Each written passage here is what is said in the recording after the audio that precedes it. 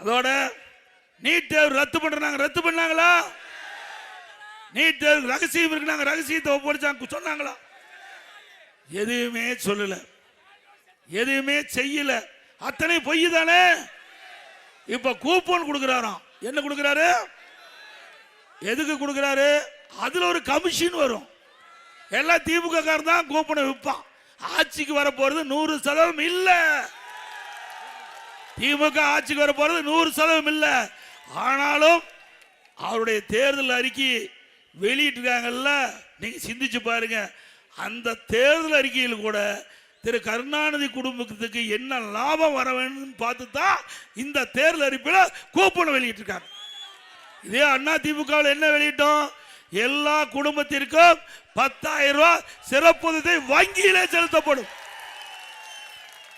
எங்க பேங்க்ல போடுறோம். இவர் யாரு? இவர் வீட்டு பேங்க்ல போட பாக்குறாரு.